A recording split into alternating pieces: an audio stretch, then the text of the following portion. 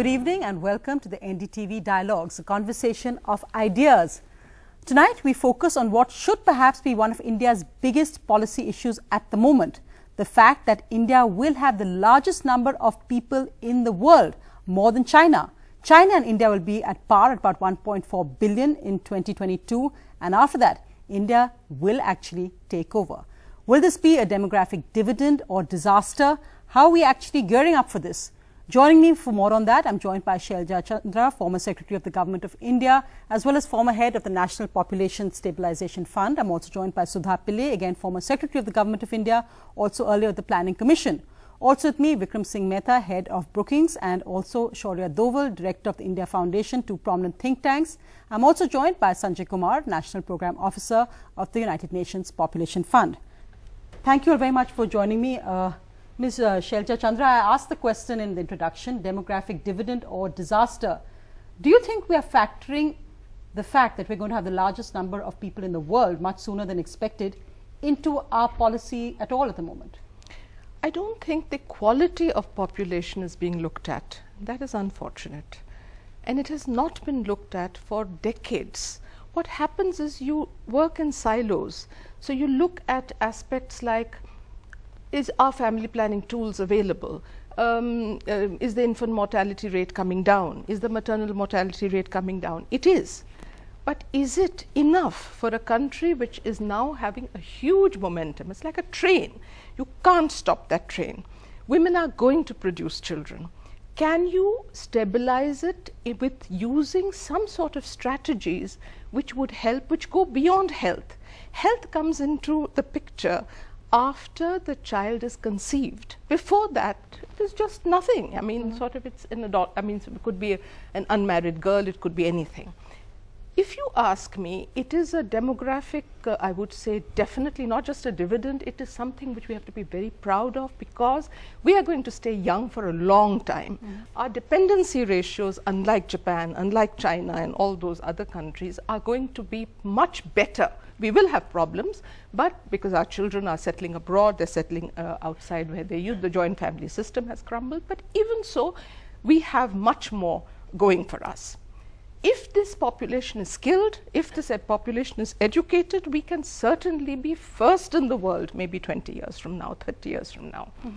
On the other hand, there is this huge, you might say, base of children being born, 27 million children being born every year.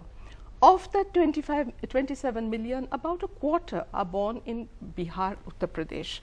There, the fertility rate of women is much higher than the rest of the country. Most of the other states have come on board. Bihar and Uttar Pradesh, being so huge, are going to take anything up to 2026 to even reach that figure of that magic figure. If they are unable to do that, women will continue to be giving birth to children when they are malnourished, undernourished, anemic. They will produce underweight children, stunted children, wasted children. Such children can never stay rooted. So you stay in that vicious cycle of Bimaru states in a way. Shaurya Doval, if you can come in on the other end of the perspective, the policy perspective, and of course all the buzz with your think tank being the one which apparently has the years of the government at the moment. But when you look at this from the policy perspective, Ms. Chandra made the point about skilling India, and that's a scheme which the Prime Minister has talked about as well. The Prime Minister also in his Independence Day speech talked about the strength of 125 crore Indians. How do we actually, from a policy perspective, make this into a strength? Because some of the areas addressed, whether it's about the health of this young population, whether it's about jobs for this young population, because we know, in fact, the unemployment rate amongst the youth is growing. Yes. So, you know, I completely agree with her what she's saying, that the population is just a resource. It is neither an asset nor a liability in itself. It is what you make of it. You can take the same population and convert it into a big asset pool. You can have a very small population in a country, which can in itself also be a liability. So the question really is that what are the things that we should now be doing in terms of converting this population base that we have into an asset pool?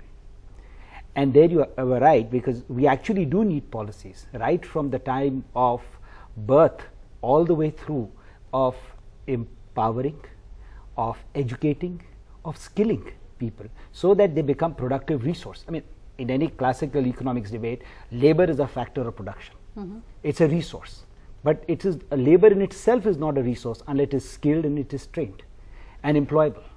So I think that, as various policies the government's been announcing, right from skilling India to hygiene, etc. Swachh India, there are many schemes that will essentially now focus on improving the quality of human manpower that we have in terms of making it into a national asset. So that's really, I think, going to be the crux and the challenge of, I think, any government of the day. Sudha Pillai, coming here from your days from the Planning Commission.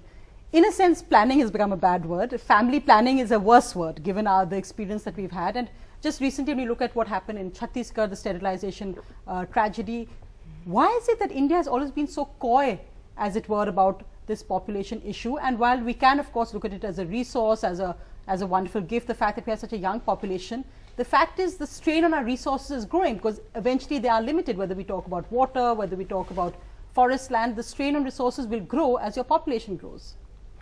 Well, let me bring in a perspective which goes beyond planning or family planning. Actually, I speak more as a former Secretary for Labour and Employment yes. At a time when we first began to talk about demographic dividend. You see, India is a grossly mismanaged country. Even if we have, as Shaurya said, it could be a liability, it could be an asset, depending on how you manage, what your policies are like, whether your policies are getting translated into solid action on the ground. These are some of the things we have to talk about, and I don't think we have been coy up to, I would say, the early 90s.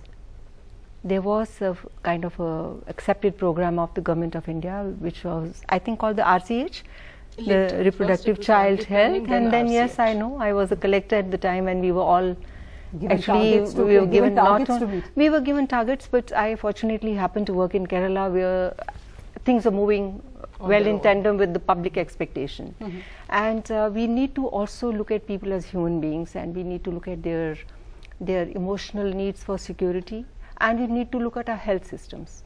If we don't have health systems in place, and in fact health begins before conception, it begins with the health of the parents to be, both the young malnourished mother to be and also the stunted father to be. Let me be very frank, I see very many young people here who are working very hard and who are never been nourished. So we need to look at issues of education and health and access to these two parameters. And then it's okay to talk about small families, because very many families which are in these so-called Bimaru states, they look upon children as insurance policies. And that still remains the case. So we need to get our house in order, we need to get to be more efficient, avoid more waste, avoid the kind of waste that we have in our country of time, resources, patience. We need to move fast, we need to get things going. And then I think our population should be a good resource. We are very lucky, in a very lucky situation just now. We are a young country. Of course, and Vikram Mehta, if you can come in really on the China comparison, because we know that when China was alarmed about their population rise, they just passed what turned out to be an ill-planned policy of one child. And they've seen, when they've actually reversed it, that many couples actually have not wanted to go back to 2 children because it worked for them.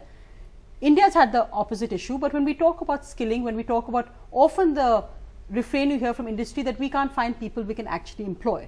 We've talked about schemes, but when you look at what actually needs to be done now on the ground, do you think we are linking enough are we looking at it holistically? It's not about skilling because you raise jobs, but it's about skilling because what will you do with this large number of unemployed people? What will you do when it comes to issues like resources?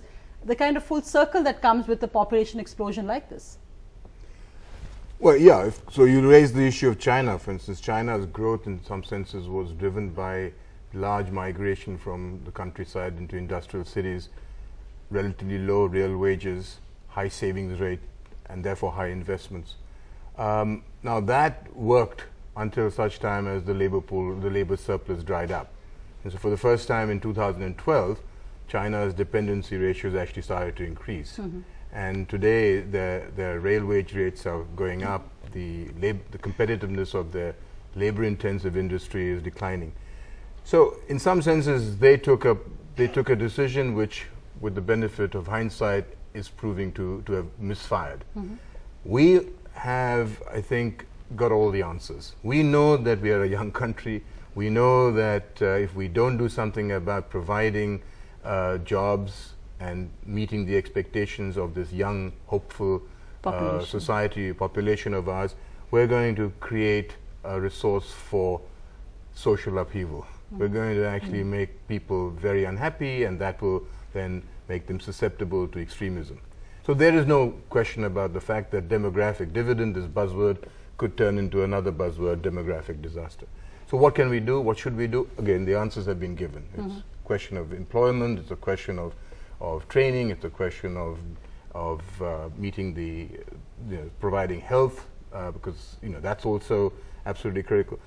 It's a question of matching skills to the growth, to the requirements of industry. What is missing is, of course, the institutional structure, that institutional base to execute these policies.